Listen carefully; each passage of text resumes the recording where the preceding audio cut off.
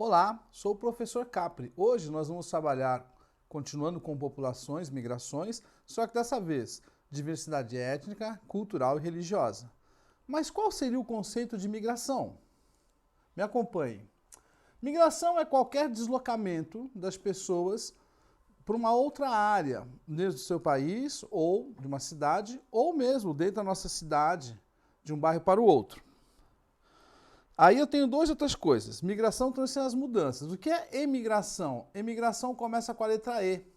Externo, me lembra a palavra externo, então é saída, ok? Imigração. Imigração começa com a letra I, me lembra a palavra interno, então é de pessoas que querem vir para dentro da nossa cidade ou do nosso país. Mas vamos lá.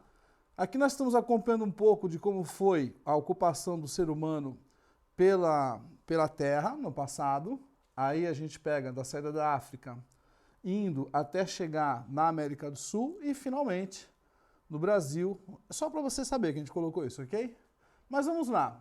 Uma pergunta, por que as pessoas mudam? Por que as pessoas migram? A resposta básica, mais simples, é porque as pessoas buscam uma vida melhor.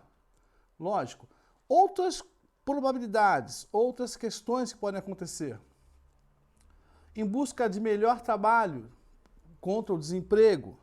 Também por fatores econômicos, estruturais ou conjunturais. Uma crise no lugar, então a pessoa quer sair para tentar uma vida melhor. No caso do Brasil, nós tivemos os ciclos econômicos, ok? Então, quando foi a época do ouro, o pessoal foi para Minas. Quando foi a época do café, o pessoal veio para São Paulo. Um lugar, uma cidade com mais serviços e infraestrutura, como saúde, educação, saneamento básico, melhores condições de vida. Política. Problemas políticos, como uma perseguição que a pessoa tenha ou tenha que mudar porque não se sente bem naquele local.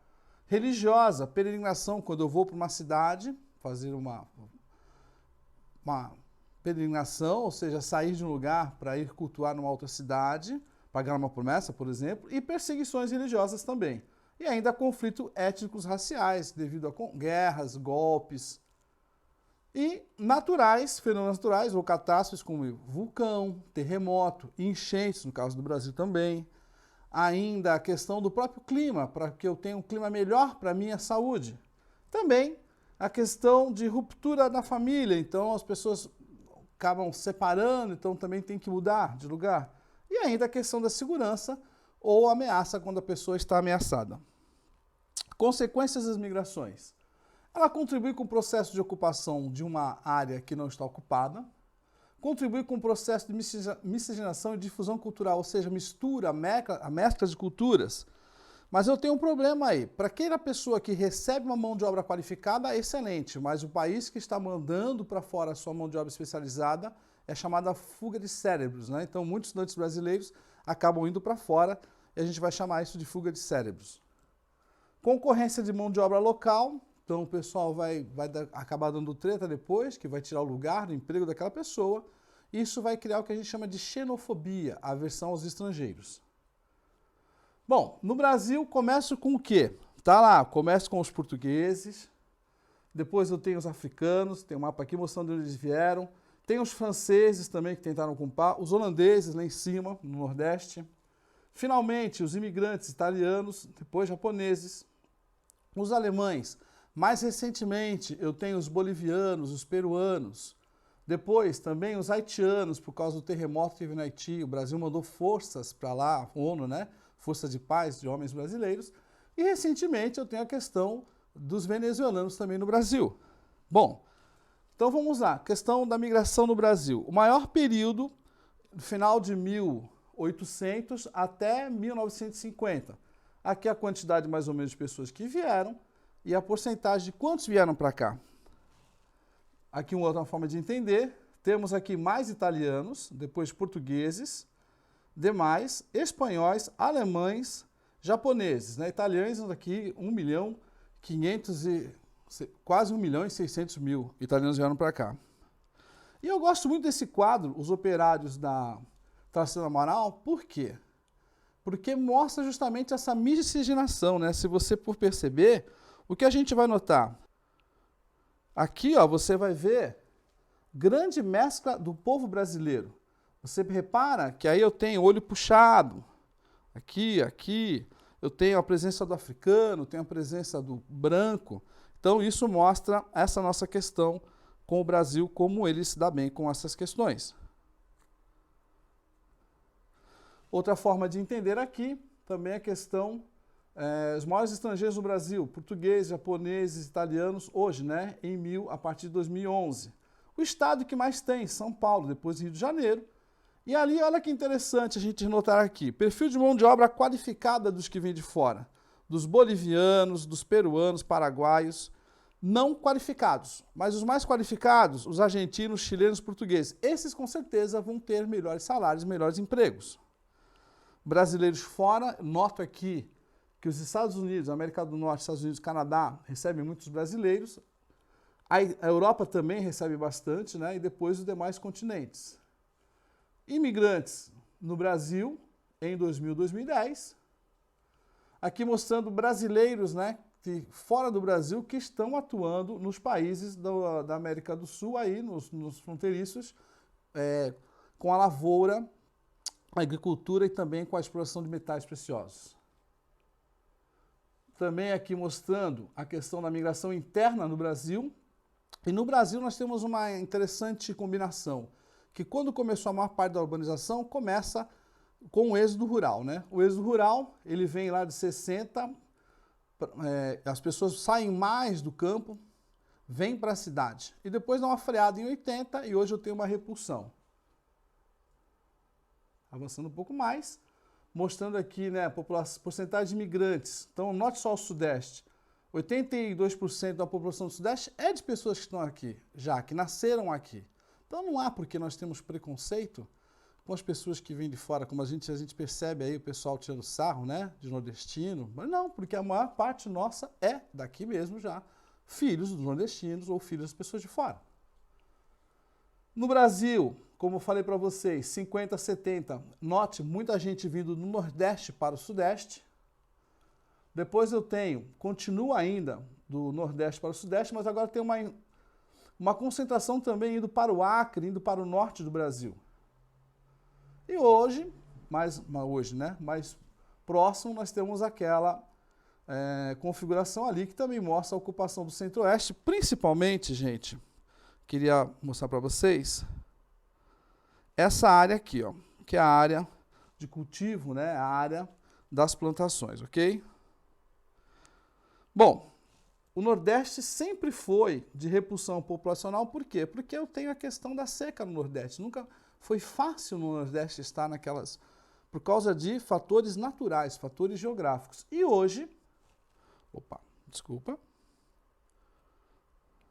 E hoje, o que eu tenho? Hoje eu tenho uma migração de retorno. Como assim? O pessoal que veio para cá tentar a vida, hoje volta para o seu lugar de origem. Por quê? Porque a aposentadoria aqui, que ele recebe, o custo de vida aqui é alto, lá é mais barato. Então lá ele pode viver melhor, por isso que ele está indo para lá. Na Baixada Santista, o setor do café sempre ajudou o estado de São Paulo no começo do século, no final do século XIX, começo do século XX. E aí, Santos, olha que interessante, Santos vai virar uma terra de diversas nações. Uma mistura de sotaques, culturas, religiões e tradições. Ainda por Santos, por causa dos portos, né, havia um país enorme em crescimento e precisando de gente para trabalhar. A maior parte seguia para São Paulo, mas ainda tivemos pessoas que ficaram aqui por Santos. Exemplo, meu pai e minha mãe que vieram para cá em 1953. Aqui eu gostaria de destacar com vocês Baixada Santista. O que temos a ver com a migração aqui na Baixada Santista? Olha só, Cubatão é um município que proporcionalmente tem mais nordestinos. Proporcionalmente, mas Guarujá é de fato aquele que tem o maior número de imigrantes nordestinos. Baixada Santista é a sua ocupação, mas olha que interessante esse mapa. Se você notar comigo, aqui vai mostrar a renda, né, do verde pouca até do vermelho pouca até o verde mais. Note comigo, por favor, aqui, ó, essa concentração ali mostrando aqui em Santos, Verde, perto da praia, eu tenho maior renda. As pessoas que têm maior renda estão perto da praia. As que com menor renda acabam se afastando, como você nota nessas outras áreas aí que a gente está te falando.